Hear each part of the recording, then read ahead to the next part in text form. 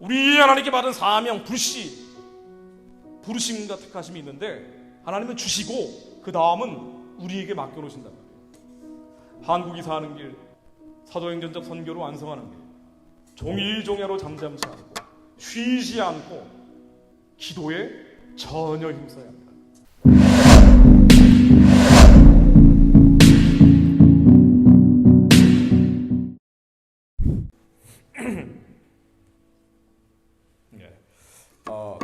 오늘 제가 말씀드릴 주제는 부흥의 역사로 잡았습니다. 부흥의 역사, 부흥이 어떻게 일어났는지 흘러갔는지 그런 역사인데, 단편적으로 제가 강의할 때 많이 말씀드렸는데 이걸 한번 이제 요약을 해서 기도 제목으로 삼아보려고 하는데, 부흥의 역사는 좀 길게 얘기하면은 사도행전적 선교의 역사라고 볼 수가 있습니다.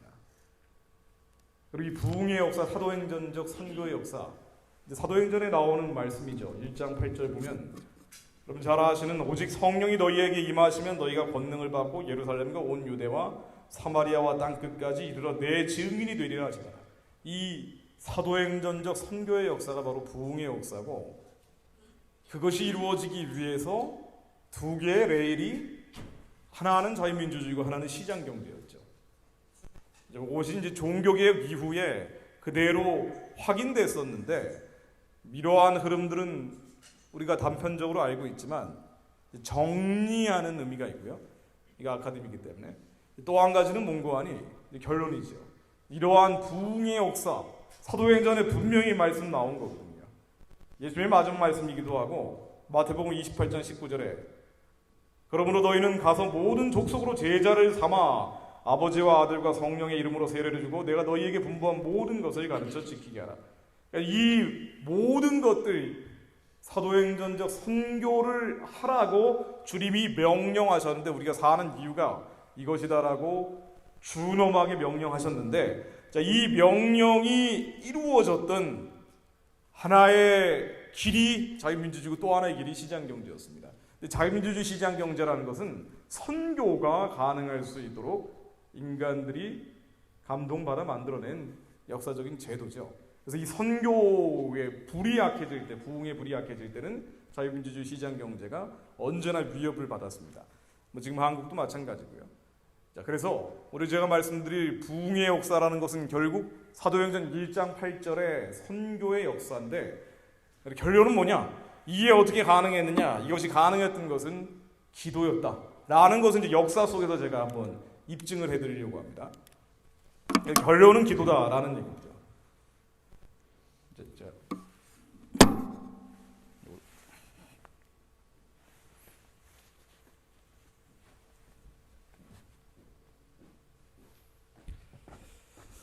자, 사도행전적 선교의 역사, 부흥의 역사에 불가능한 일입니다. 인간적으로 할 수 없는 일들이 어떻게 진행되느냐? 기도했다. 전혀 기도에 힘썼다. 무시로 기도했다. 이거 없이는 불가능했다는 것이 역사에서 그대로 드러난다는 건데요. 자, 루터죠. 루터가 탑의 체험, 아주 유명한 탑의 체험이라는 걸 하고 회심을 합니다. 23살 때요. 자, 수도원에서 기도하다가, 이거 맨날 며칠을 그저 기도만 하다가 하나님을 만났는데, 하나님 만나고 나서 깨달았던 게 사명이죠. 내가 사는 이유가 있다. 이게 회심이죠. 내가 이 땅에 살아가야 되는 목적이 있다. 이것을 깨달은 건데, 그 이후에 루터가 정리한 종교개혁의 핵심, 오직 믿음으로 구원받는다. 행위가 아니죠. 믿음으로 구원받는다. 예수를 믿음으로 구원받는데, 그런데 행위라는 것은 무엇이냐? 이 행위는 구원을 결정하는 것은 아니지만 하나님의 사명, 우리가 살아가야 되는 목적과 이유다라고 이걸 두 개를 정리를 하는 겁니다. 그래서 이성과 신학은 어둠과 밤의 관계다. 오직 성경으로, 오직 말씀으로, 우리의 이성적 생각대로 사는 것이 아니라 하나님의 감동대로 살아야 된다. 제가 맨날 하는 얘기도 사실 이런 큰 맥락에서 같이 가는 건데요. 그래서 만인 제사장이다. 모든 성도들은 하나님과 직접 관계를 맺고 성과 속, 즉 성직자들만 하나님께 부름받은 게 아니라 일반인들도 하나님께 부름받았다. 콜링받았다. 왜? 이것이 그들의 하나님의 부르심, 콜링이고, 이것이 하나님께 왜 살아가야 되는 목적과 이유기 때문이다 라고 하면서 모든 사람들이 콜링받았다. 모든 사람들이 콜링을 받았다. 자, 이게 종교개혁의 핵심이죠. 그래서 이 직업이라는 단어, 베루프라고도 하는데 이 콜링이라는 단어를 독일어로 번역을 한 거죠. 모든 사람들, 아무리 감자 깎는 하찮은 일을 하는 사람 같아도 다 하나님이 부른 사람들이기 때문에 하나님이 반드시 거기 그 영역을 통해 받고자 하는 영광이 있다. 이 소명에 대한 의식을 더 구체화시킨 게 바로 깔뱅이죠. 깔뱅이에서 보케이션, 모든 사람들이 부름받은 것이 직업이다. 이 직업이라는 건 그냥 하는 것이 돈 버는 것이 아니라 하나님의 일을 하는 것이다. 모든 영역이 다 그렇다라고 얘기를 하죠. 그래서 이 모든 영역에서 이익을 추구하는 것은 당연하다. 왜냐하면 중세에는요, 이 돈을 쫓아가는 건 모두 잘못된 거라는 인식이 있었단 말이에요. 그래서 큰 장원을 만들고 공동체 사회, 이중에 사회주의적 집산주의로 갔던 시절이 바로 중세입니다. 그러나 이 중세를 깨고 종교개혁이 나오면서 모든 사람들은 만인 제사장으로 하나님께 부름받은 사람들이기 때문에 성경을 통해서 오직 믿음으로 구원을 받고 우리의 행위라는 것은 하나님께 영광을 돌려드리는 도구다. 이 행위가 바로 직업이다. 그래서 이익을 추구해도 된다. 번영을 해도 된다. 우리 열심히 일을 해서 돈을 벌고 성공하고 출세하는 것, 그건 당연한 것이다 라고 성경적으로 정당화시키기 시작하죠.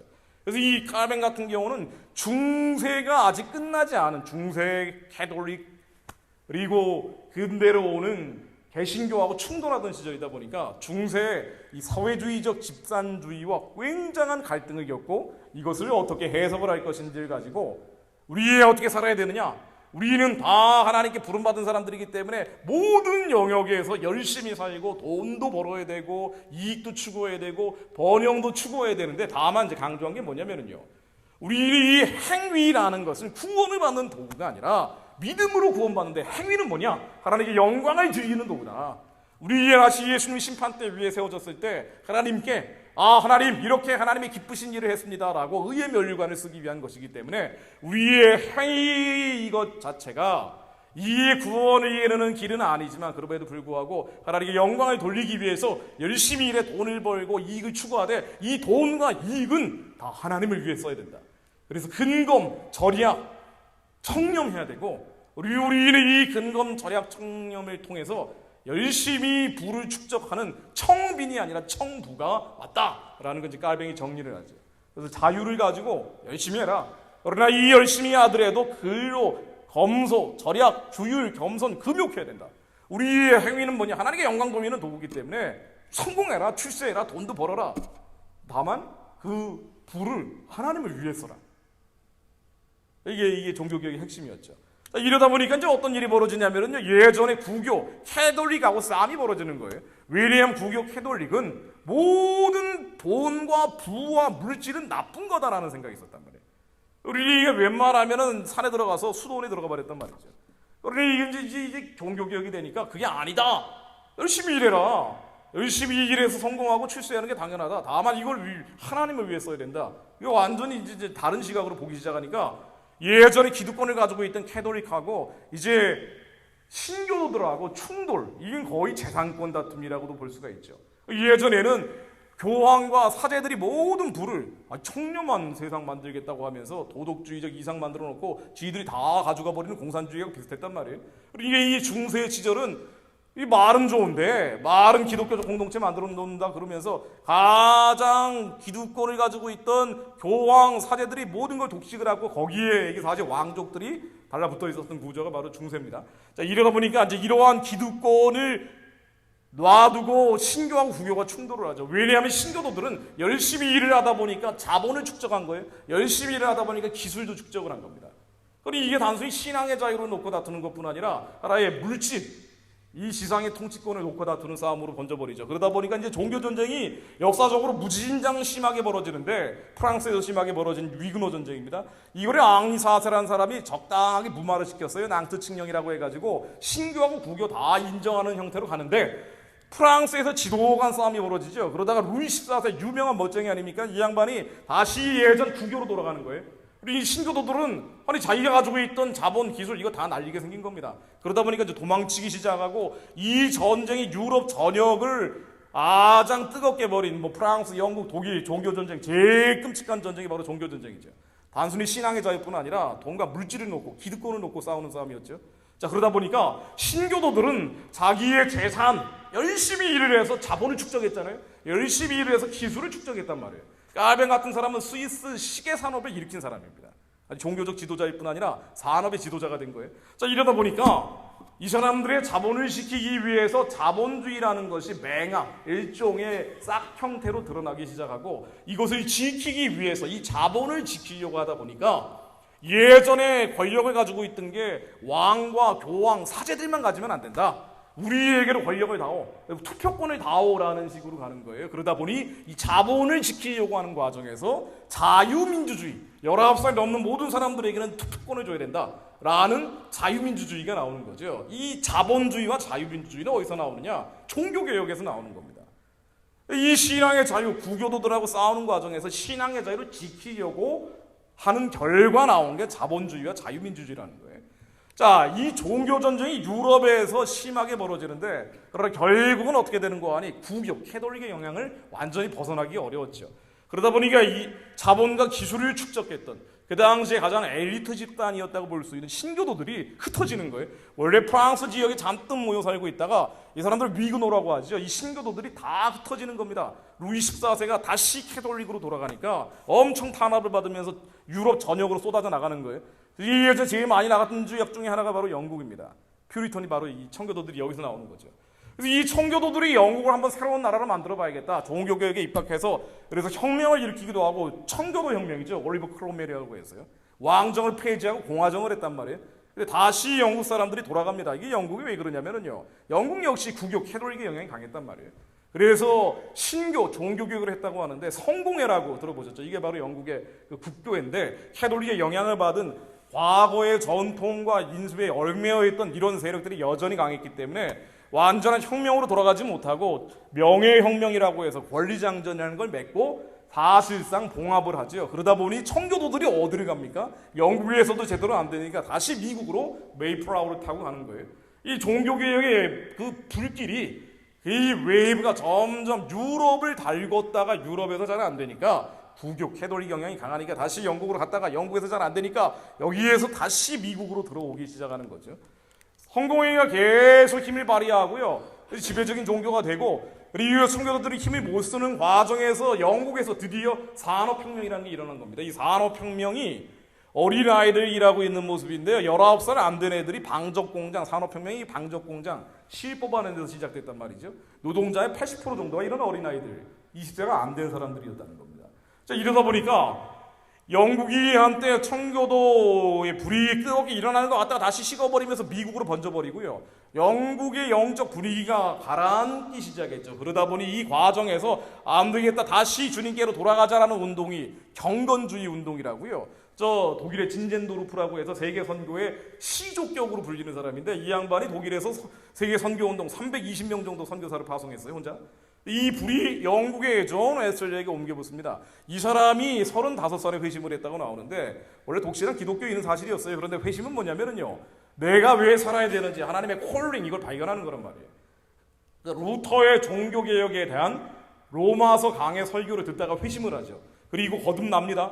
내가 살아야 되는 이유가 있다. 내가 살아야 되는 이유는 바로 사도행전 1장 8절에 나온 온 유대와 사마리아와 땅끝까지 이르러 내 증인이 되는 것이다.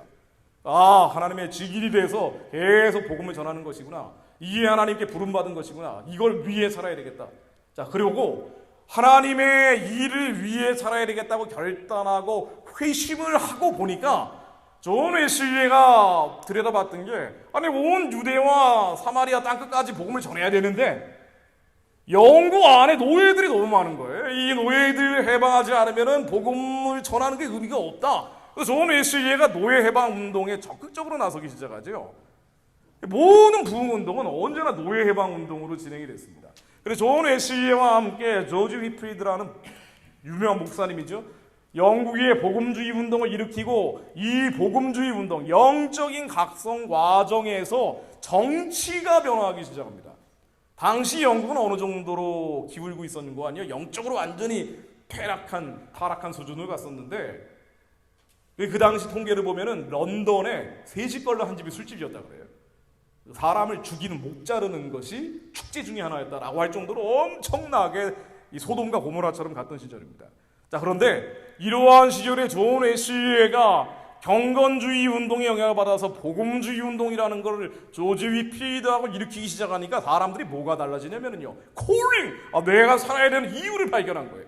그냥 나는 예수 믿고 구원받고 천국 갔다 땡이 아니라 하나님의 일을 하는 건 내가 이 일을 하는 것이 사명이다 라는 이 사명감을 사람들한테 불러일으키면서 이 사명감의 불길들이 많은 영국인들이 당시 런던에 있던 75만 명이 노예 해방해야 된다는 서명운동에 참여를 했다는 거예요. 어마어마하죠. 이게 이제 18세기 중반인데 당시 조선시대란 말이에요. 우리하고는 이 상황이 비교가 안 될 정도인데 이 당시에 영국에 75만 명이 서명운동을 할 정도로 노예 해방, 우리가 복음을 전하려면 제일 먼저 노예들에게 전해야 된다. 이들이 이런 상태에 있으면 어떻게 복음을 전하고 하나님의 증인이 되느냐? 사도행전적 선교를 할 수 없다. 우리는 부흥의 역사를 만들어낼 수 없다 라고 결단하고 기도운동이 일어난 겁니다. 이 기도운동이 존 뉴튼, 유명한 사람이죠. 여러분 나 같은 주인 살리신 원래 노예 무역상이었잖아요. 그런데 회심해서 목사님이 되고 많은 찬양들을 만든 분이죠. 토마스 크락슨, 이런 평생 영국 전역은 물론 유럽까지 돌아다니면서 아주 급진적인 노예 해방 운동을 했던 사람입니다. 그래서 노예제 폐지를 해야 된다라고 주장하는데 여기 특이한 것은 왜 이렇게 했느냐? 하나님의 계시, 이게 하나님께 내가 받은 사명이기 때문이다. 이 사명감이 들어가 버린 거예요. 그래서 이 종교개혁은요, 언제나 그 사명감, 사람들의 사명감을 일으키고 그리고 가야 될 길, 해야 될 일들을 발견하고 그리고 결정적으로 기도운동, 자나깨나 기도하면서 진행이 된 겁니다. 그래서 이 영향으로, 이 급진주의의 영향을 받아서 위버포스 같은 사람이 나타나죠. 이 사람이 노예 무역제도를 폐지하는 법안을 만들고 나중에 이것이 노예제도 폐지로 이어지게 되는데, 이 가능했던 것은 이러한 이 기도운동이 있었기 때문에, 영국 사람들의 영이 변화됐기 때문에 이 사람들 역시 25살에 회심을 하고, 회심한 게 뭡니까? 내가 가야 될 길, 하나님의 콜링, 부르심을 발견한 거죠. 그래서 노예 무역이 폐지가 되고 전 세계 노예 무역의 거의 절반 정도를 영국이 하고 있었어요. 그래서 영국이 매년 버는 GDP의 10% 이상이 노예를 사고 파는 거로 돈을 벌고 있던 시절입니다. 노예 무역을 폐지한 거예요. 그래서 이게 이제 에코노사이드라 그러죠. 경제적으로 자살했다 영국이 라고 평가할 정도인데도 불구하고 도덕적으로 결단을 한 겁니다. 그리고 이 노예 제도를 폐지하는 법안을 나중에 30년 뒤에 만들고요. 그 다음부터는 어떻게 했냐면요, 영국 해군의 4분의 1 정도가 전 세계 돌아다니면서 노예 무역선이다라고 하면 단속을 하기 시작한 거예요. 이게 영국의 GDP의 2% 정도를 썼답니다. 어마어마한 돈을 오직 도덕적 가치를 위해서. 왜 그랬냐면 하나님의 일이기 때문에. 그래서 이 영국은 어떤 나라냐? 하나님의 일을 하는 나라다. 그래서 나온 여왕, 영국의 가장 위대한 여왕이라고 칭송을 받는 빅토리아 여왕이라는 사람이 나타나죠. 이 사람은 성경으로 시작해서 성경으로 끝났다는 사람이에요. 하루 종일 기도했다는 얘기도 있고, 실제로 보지는 않아서 모르겠지만, 어쨌든 이 빅토리아 여왕이 나타나면서 나라가 가야 될 길은 무엇이냐? 하나님의 사명을 감당하는 것이다. 영국 자체가 뒤바뀌어 버린 겁니다. 세 집거리를 한 집이 술집이었는데, 그래서 이 빅토리아 밸류라는 게 빅토리아 여왕 시대를 나타내는 것인데요. 빅토리아 밸류라는 것은 어떤 나라가 가야 될 길은 도덕적 가치를 위해서 가는 것인데 사실은 하나님의 사명을 이행하는 나라가 돼야 된다. 이것이 바로 빅토리안 밸류죠. 조지 휘필드 같은 유명한 목사님들이 이제 청교도들이 씨앗을 뿌려놓은 미국으로 건너갑니다. 미국의 에드워드 목사님 같은 분들하고, 이분도 역시 31살에 회심한 분이죠. 이런 분들과 함께 미국의 2차 대각성 운동, 청교도들이 제일 먼저 정착을 했던 뉴 잉글랜드 중심으로 첫 번째 미국의 부흥운동이 시작이 됩니다. 이 1차 대각성 운동의 영향력 아래에서 나온 유명한 정치인이 바로 조지 워싱턴이죠. 그래서 이 사람들이 뉴 잉글랜드 지역에서요, 회중교회라고 해서 한국말은 회중교회라고 번역이 돼 있는데, 이 큰 회당들이 모여있는 교회에서 목사님들이 했던 설교가 거의 대부분이 정치 설교였다는 거예요. 왜 정치 설교를 했느냐? 정치와 종교가 분리되어 있는데 왜 그랬느냐? 우리가 이 땅에서 하는 행위는 뭐냐? 루터가 얘기한 것처럼 우리의 행위는 구원을 위한 길은 아니지만 하나님께 영광을 돌리기 위한 것이기 때문에 그리스도인들이 하나님이 기뻐하시는 행위를 해야 된다. 이것이 무엇이냐? 우리가 노예 상태인데 영국으로부터 해방되는 것이다. 이 노예 상태에서 우리가 해방되지 않으면 복음을 전할 수 없다. 그래서 나온 게 공화주의라는 거예요. 이 공화국이라는 것이 드디어 여기서 등장을 하는 거죠. 미국이 1776년에 건국되고 회중교회에서 정치적 설교가 유행을 하고요. 그리고 제가 몇 번 말씀드렸던 이 건국 이후에 아직 1차 대각성 운동의 불길이 뜨끈뜨끈할 때 5개의 건초돔이라고 해서 하이색 프레이어 미팅이라고 하는데요. 윌리엄스 칼리지라는 대학이 있답니다.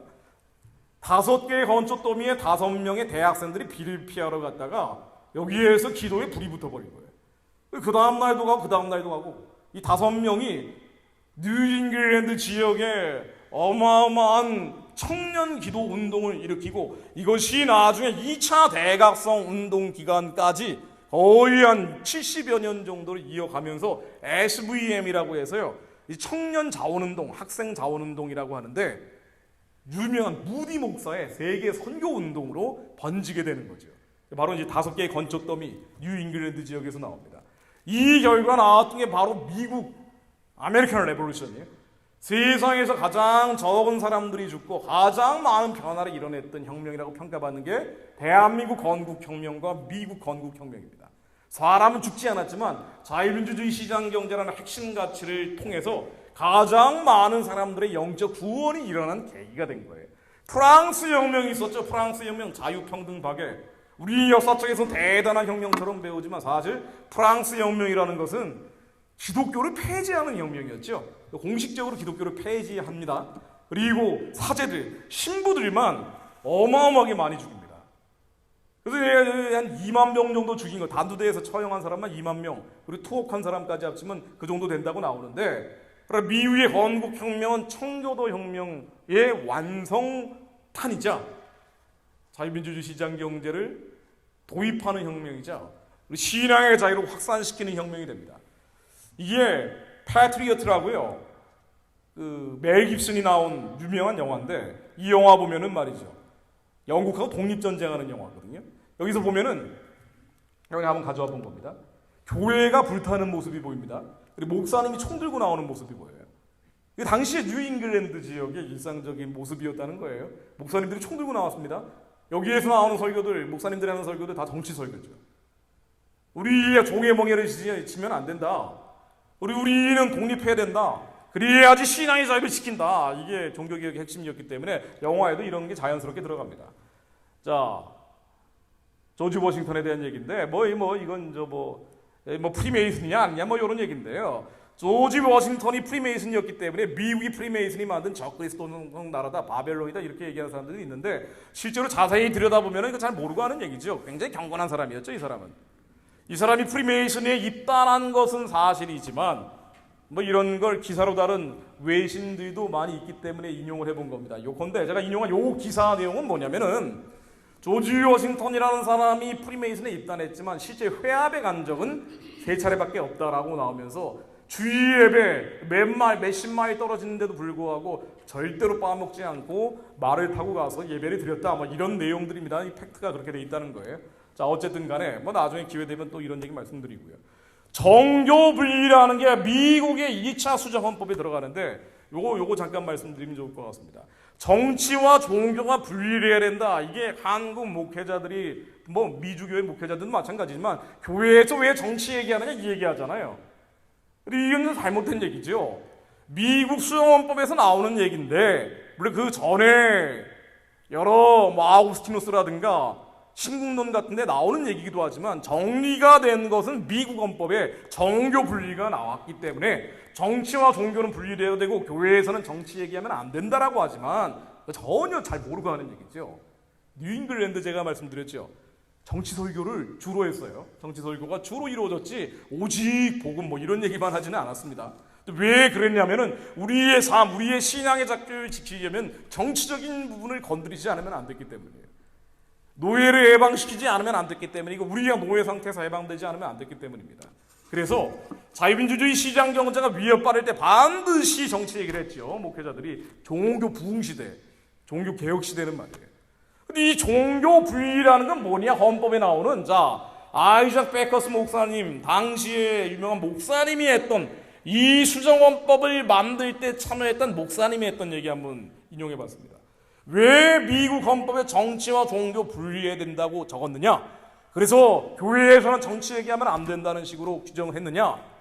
이걸 가지고 일제시대 신사참배할 때 목사님들이 신사참배 반대하는 얘기는 정치 얘기이기 때문에 교회에서 이 얘기 하지 맙시다.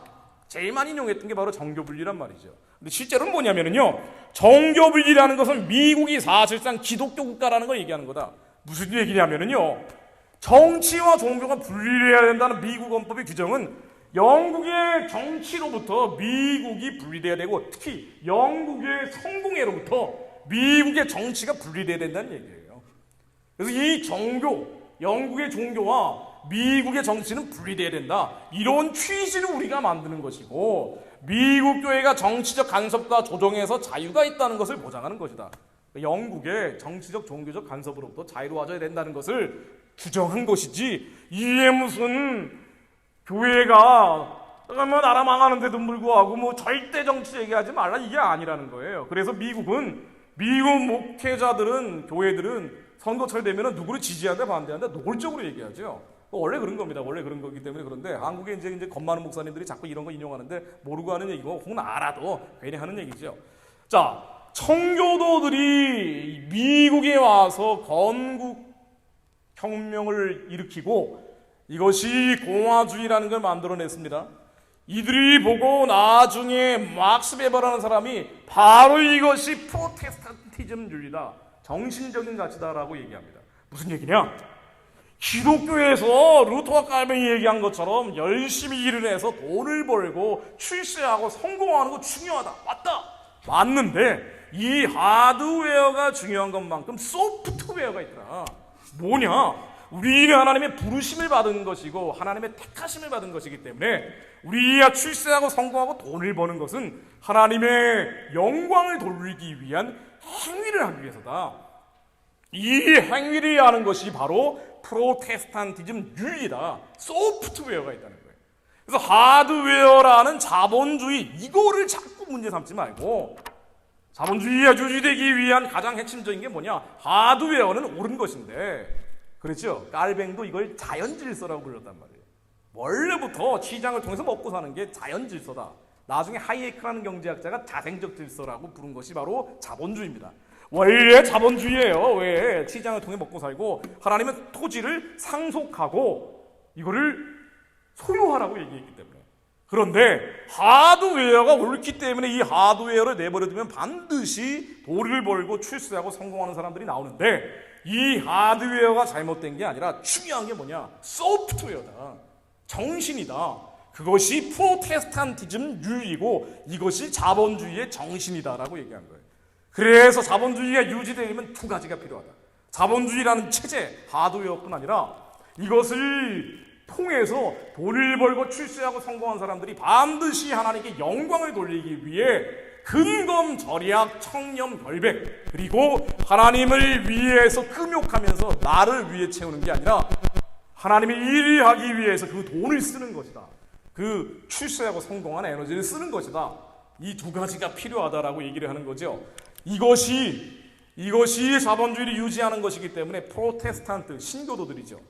이들은 잘 먹고 잘 지내는 거 맞다. 잘 먹고 잘 지내지만 이 잘 먹고 잘 지내는 데서 끝나는 것이 아니라 하나님의 일을 해야 된다. 하나님의 선한 일을 감당해야 된다. 그런데 캐톨릭들은 그렇게 안 하더라. 이거 막스 베버 얘기입니다. 캐톨릭들은 이 제도 자체가 나쁘다 그런다. 자본주의 제도가 돈과 물질과 쾌락과 탐욕을 추구하는 것이라고 얘기하면서 누워서 일 안 하고 가난하게 지내려고 한다. 이걸 비판을 하죠. 부유함이 나태와 향락과 음란으로 가면은 천민자본주의, 이 얘기 많이 하죠. 천민자본주의가 되는데 이거 뭐냐? 프로테스탄티즘 윤리가 없는, 자본주의 정신이 없는, 소프트웨어가 빠져버린 하드웨어만 있으면 천민자본주의라는 거예요. 그러니까 한국이 천민자본주의로 많이 갔죠. 왜냐하면 기독교적 기반이 없기 때문이에요. 그래서 반드시 자유민주주의, 자본주의를 하면은요, 성공하는 사람들이 많이 나온단 말이에요. 출세하는 사람들이 많이 나오고 돈을 버는 사람들이 많이 나올 수밖에 없어요. 생산성은 사회주의가 못 따라간단 말이죠. 이게 반드시 성공하고 출세하고 돈 버는 사람들이 나오는데, 윤리가 빠지고 정신이 나가버리면은, 그러면은 이 돈을 어디에다 쓰느냐? 자기 잘 먹고 잘 사는 데 쓰고 끝내버리더라 이거예요. 하나님의 일을 해야 되는데. 돈 번 사람들이 하나님 일하기 위해서 선교해야 되고, 돈 번 사람들이 다음 세대를 위해 투자해야 되고, 돈 번 사람들이 미래 세대를 위해 기부해야 되는데 이걸 안 하더라 이겁니다. 교회는 자기를 위해서만 큰 첨탑을 짓고, 이렇게 되면 자본주의 유의, 자본주의 정신, 이것이 나가버리기 때문에 이것은 천민 자본주의로 간다라고 얘기를 한 거예요. 그래서 이것을 유대적 정치적 투기적 자본주의라고 얘기했죠. 결론은 뭐냐? 가능한 많이 벌고, 가능한 많이 절약해라, 가능한 많이 성공해라, 가능한 많이 올라가라. 잘못된 거 아니다. 열심히 일해서 자본과 기술을 축적해라. 그러나 다만 이것을 절약해서 기부해라. 그래서 이제 서구 사회는 기부 문화가 많죠. 미국은 말할 나위도 없고, 한국은 안 하잖아요. 누가 뜯어가지 않는 이상. 그래서 청빈이 아니라 중세 캐톨리적 문명은 청빈, 가난한 게 바로 성경적이다라고 얘기하는데, 그게 아니라 부유한 게 성경적이다. 다만 프로테스탄티즘주의, 자본주의 정신이 있어야 된다. 그래서 이제 한국에서 사회주의자들, 특히나 기독교 영역의 사회주의자들이 많죠. 중세 캐톨릭적 생각을 하는 거예요. 돈과 물질은 성경에서 잘못됐다고 나오지 않느냐. 그래서 모든 국민들을 가난한 세상으로 몰아가려고 하는 거죠. 자기들이 완장차고 양반 지주계급처럼 가려고 하는 거예요. 자, 그런데 실제로는 이 제도가 잘못된 게 아니고, 자본주의 제도가 잘못된 게 아니고, 회개하고 이 돈을 하나님의 일을 위해 써야 된다는 거예요. 이 회개가 바로 기도운동이다.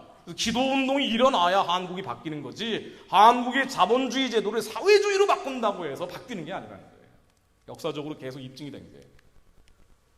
이 청교도 분위기가 미국에서 여전히 남아있던 과정에서 18세기 들어서 찰스 피리 같은 분들이 나타나서, 원래 변호사인데 목사가 되죠. 29살에 회심을 합니다.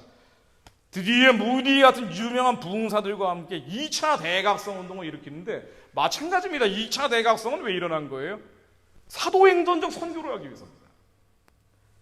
부흥의 역사라는 것은 사도행전적 선교를 하기 위해서, 제자를 삼기 위해서 하나님의 불길이 번져가는 것인데, 이 불길이 번져갈 때 미국 사회에 아직도 복음을 듣지 못한 노예들이 많은 거예요. 이들이 내버려 두고 갈 수가 없는 겁니다. 그래서 2차 대각성 운동은 직접적으로 찰스 피니도 그렇고요, 드와이트 무디도 그렇고, 노예 해방을 해야 된다. 흑인 노예 해방 운동으로 번지게 되죠. 이 흑인 노예 해방 운동 과정에서 드디어 아브라함 링컨 같은 사람들이 무디의 설교를 듣고 감동을 받아서, 아, 그렇구나, 우리의 가야 될 길은 노예 해방이다 라고 하면서 드디어 1883년에 노예 해방이 되고요. 또 다른 가장 위대한 혁명 중에 하나인 노예 해방 혁명이 일어나게 됩니다. 자, 이제 제가 말씀을 마무리 지으려고 하는데요. 사도행전적 선교, 부흥의 역사는 자유민주주의와 시장경제라는 레일을 따라서 진행이 되었습니다.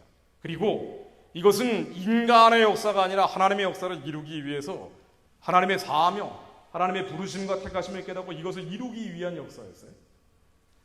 이것이 가능했던 것은 사도행전에 나오듯이 오직 기도에 힘썼기 때문에, 기도 운동으로 불이 번져갔습니다. 가장 많은 혜택, 복음이 전해지면서 부흥의 역사가 확산되는 과정에서 가장 많은 혜택을 받던 나라가 어디냐? 바로 한국이었다는 거예요. 자, 이 말씀을 드리면서 마무리 지으려고 합니다. 드와이트 무디가 2차 대각성 운동으로, 제가 아까 말씀드린 5개의 건초더미, 윌리엄 스타리지에 있던 5명의 대학생들이 뜨겁게 부흥돼서요, 스스로 변화되고 우리 하나님이 일을 해야 되겠다, 이걸 위해서 다른 것들은 접어두자 라고 헌신한 것이 드디어 학생 자원운동이 SVM이라는 것으로 번지게 되는데, 이것을 마무리 짓는 사람이 무디예요. 2차 대각성 운동. 25,000명의 선교사들을 무디 한 사람이 보냅니다. 어마어마한 부흥운동이 일어나죠. 그래서 동부에는 아이비리그 나온 대학, 유명한 대학을 나온 엘리트들이 내가 하나님을 위해 살아야 되겠다라고 결단하고 헌신하고 드디어 선교의 열정이 붙기 시작합니다. 가장 많은 혜택을 본 나라가 어디냐? 바로 한국이라는 거예요. 예를 들면 1906년에서 1909년 사이 한국에 파송된 선교사의 60%가 무디의 설교를 듣고 옵니다. 한 사람이면서. 이게 이제 어마어마하게 많은 사람들이 오는데, 예를 들면은 유명한 아펜젤, 한국에 제일 먼저 오신 선교사죠.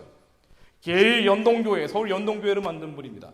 미에르 숭실대학교를 만든 분, 모페 한국 장로회 신학대학을 만든 분. 이런 분들이 무디의 설교를 듣고 감동받아 오는데, 오게 되는 과정들을 역사적으로 추적을 해보면 루터와 칼뱅 이후에 종교개혁의 불이 계속 옮겨붙다가 유럽을 변화시키려고 하는데 로마 캐톨릭이 여전히 강한 거예요. 영국을 변화시키려고 갔는데 여전히 로마 캐톨릭의 영향을 받아서 성공회가 힘을 뻗치기 시작합니다. 이제 미국을 건너가서 미국을 2차 대각성 운동으로 뜨겁게 달군 뒤에 이 불이 다시 조선에 옮겨붙어서 이분들의 눈물의 씨앗이 조선에 심어지고 드디어 일제시대의 35년 고난의 기간 동안 잉태돼서 48년도 5월 31일 날 기도하며 대한민국이 만들어지는 거죠. 그리고 이 복음의 불, 사도행전적 선교가 북한 땅에 넘어가지 못한 채 휴전선에서 배회하고 있는 거라고 보는 것이 지금 현 시대의 역사적 객관이라고 봐야 됩니다.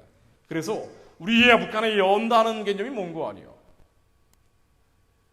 루터와 칼뱅 이후에 종교개혁의 역사가 진행되는 과정에서 마무리 짓는 것이라고도 볼 수가 있고요.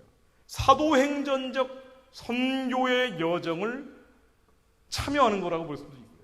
붕의 불길이 번지는 거라고 볼 수도 있습니다만은 복음이 서쪽으로 계속 흘러가는 과정에서 필연적으로 누구에 의해서 될지는 모르겠지만 우리 세대가 아니면 다음 세대를 통해서라도 하나님께서는 필연적으로 북한을 여실 수밖에 없고 저 어둠의 땅을 연두에는 만주와 연해주를 깨우실 수밖에 없고 이 영적인 물맷돌이 중국을 흔들어 깨워서 만문화되고 있는 중국 본토와 제국주의 수출을 열심히 하고 있는 1대1로가 아니라 복음을 수출하는 1대1로가 돼서 땅끝까지 복음을 전하고 예수님 오시는 길을 예비할 수밖에 없는 역사적 구도 안에 있다는 겁니다. 결론은 이것이 가능하려면 어떻게 해야 됩니다. 부흥의 역사는 사도행전적 선교의 역사는 기도운동이었습니다. 다른 운동이 없었어요. 기도하는 운동이었습니다. 한국에 부흥운동이 일어나고 한민족 전체로 번지고 이것이 사도행전적 선교를 가능하게 하려면 기도운동밖에 없죠. 이 기도운동이 무엇일까? 제가 예전에 말씀드린 사도행전 1장 14절, 2장 42절 말씀 인용하면서 함께 기도하면 좋을 것 같습니다. 사도행전 1장 14절, 2장 42절 제가 한번 읽어보겠습니다. 여자들과 예수의 모친 마리아와 예수의 아우들로 더불어 마음을 같이하여 전혀 기도에 힘쓰니라. 2장 42절을 보면은요, 저희가 사도의 가르침을 받아 서로 교제하며 떡을 떼며 기도하기를 전혀 힘쓰니라. 이 전혀 기도에 힘썼다. NIV 성경에는 continual이라고 나오고요. 킹제임스 버전에는 continued라고 나옵니다. 2장 42절은 devoted라고 나옵니다. 기도에만 힘을 쓴 거예요. 기도에만 힘을 쓴 겁니다. 이 기도에만 힘을 쓰는 것이 하나의 운동이 돼서 취미가 기도가 된 거예요. 우리가 먹든 자든 입든 마시든 기도가 된 겁니다. 이 기도가 운동이 됐을 때 정치가 변화된 것이고 이 기도가 운동이 됐을 때 정치가 변화된 뒤에 반드시 일어났던 일이 노예해방 운동이었어요. 우리 안에 있는 노예들을 해방하고 우리 스스로 노예로부터 해방되고 우리 옆에 있는 노예를 해방하는 운동으로 간 겁니다. 우리 북한 인권 얘기를 해서 북한이 열릴 수도 있지만 그러나 지금까지 진행되던 성경적인 모델은 기도운동이 일어나서 한민족 기도운동이 일어나서 이 불길이 북한의 노예를 해방하겠다는 운동으로 번져가야죠. 그래서 북한의 노예들이 해방돼서 이들이 전 세계에 마지막 남아있는 노예들을 해방하는 운동으로 가는 것이 복음 역사의 완성이라고 봐야 됩니다. 우리 이에 되려면은 우리는 무엇을 하도 먹든지 마시든지 놀든지 심지어 떡을 뗄 때조차도 기도에 힘쓴다. 그냥 기도해요. 우리 감정적으로 소진할 시간이 없습니다. 기도해야 됩니다. 우리 투덜거릴 틈도 없어요. 불평불만할 틈도 없습니다. 그때 기도해야 됩니다. 우리가 뭘 하든지 그냥 기도하는 겁니다. 기도하고 행하는 게 아니라 전혀 기도에 힘썼습니다. 사도행전에 전혀 기도에 힘썼습니다. 오직 기도를 했습니다. 그 다음 나머지 하나님이 가라고 한다 간다는 거예요. 이사야 62장 6, 7절을 파수꾼의 기도를 다시 한번 묵상해봤습니다. 이 파수꾼이 뭘까? 우리의 기도에 전혀 힘쓴다는 게 뭘까? 한국의 상황을 보고 너무 안타깝잖아요. 너무 가슴이 찢어지고 도대체 어떻게 저런 일들이 벌어질 수 있을까? 10월 3일 구국 집회가 크게 서울에서 열린다고 합니다. 이거를 하기 위한, 이것이 하나님의 뜻대로 이루어지기 위해서는 뭘 해야 될까요? 기도하는 것밖에 없죠. 왜냐하면 사도행전의 이 놀라운 기적은 불가능한 일이 가능해진 거예요. 종교개혁도 불가능한 일이 가능해진 겁니다. 영국의 변화도 불가능한 일이 가능해진 거예요. 미국의 2차 대각성운동도 불가능한 일이 가능해진 겁니다. 조선의 변화도 불가능한 일이 가능해진 거예요. 이 불가능한 일이 가능해진 것이 사도행전적 선교였는데, 이것이 어떻게 가능했느냐? 오직 기도에 힘썼다. 오직 기도에 힘썼다. 그래서 이것이 하나님의 사명이기 때문에 노회방에 나선 거고요. 이것이 하나님으로도 받은 부르심이기 때문에 죽기를 두려워하지 않고 복음을 전한 것이고요. 이것이 하나님께 받은 콜링이기 때문에 루트와 깔뱅사 같은 사람들이 죽음을 두려워하지 않고 예수를 전한 겁니다. 그래서 이사야 62장 6, 7절 말씀, 예루살렘이여 내가 너의 성벽 위에 파수꾼을 세우고 그들로 종일종이하여 잠잠치 않게 하였느니라. 너희 여호와로 기억하시게 하는 자들아, 너희는 쉬지 말며 또 여호와로 예루살렘을 세워 세상에서 찬송을 받게 하시기까지 그로 쉬지 못하시게 하라. 이게 그런 말씀이었더라고요. 파수꾼을 세웠습니다. 파수꾼은 하나님께 부를 받은 자예요. 사명을 받은 자입니다. 감동받은 자, 하나님으로부터 콜링을 깨달은 자입니다. 한민족 복음화를 해라. 다 파수꾼으로 세워놨는데 불가능하죠. 부흥은 불가능한 거거든요. 이 불가능한 상황에서 어떻게 했는 거 아니? 파수꾼을 세우고 종일 종야에 잠잠치 않게 해야 됩니다. 종일 종야에 잠잠치 않게 해야 됩니다. 하루 종일 기도했다는 겁니다. 하루 종일. 예루살렘에 세워진 이 파수꾼들은 우리가 시간을 정해 기도한 게 아니고요, 종일 종야로 잠잠치 않게 해야 됩니다. 사도행전에 나오는 얘기가 똑같죠. Continually, continued. 그래서 너희 여호와로 기억하시게 하는 자들아. 그렇죠. 기억하시게 하는 자들아. 우리 하나님께 받은 사명, 부르심과 택하심이 있는데, 하나님은 주시고 그 다음은 우리에게 맡겨놓으신단 말이에요. 하나님 어떻게 여기로 이게 하나님의 뜻대로 왔으면 말이죠. 뭐가 돼야 되는데 되는 건 하나도 없고 말이죠. 어떻게 이럴 수 있습니까? 원래 그런 거죠. 왜? 우리는 종일종일로 잠잠치 않고 여호와로 하여금 기억나게 해야 됩니다. 여호와가 주신 이 꿈들을 기억나게 해야 됩니다. 우리가 받은 이 콜링들 하나님 기억해달라고 계속 기도해야 돼요. 계속. 너희는 쉬지 말고 여호와가 찬송받을 때까지 쉬지 못하게 해라. 이거 쉬면 어떻게 되느냐? 쉬면, 우리야 종일종일로 잠잠치 않으면 어떻게 되느냐? 쉬면 마귀들이 우는 사자처럼 잡아먹어버립니다.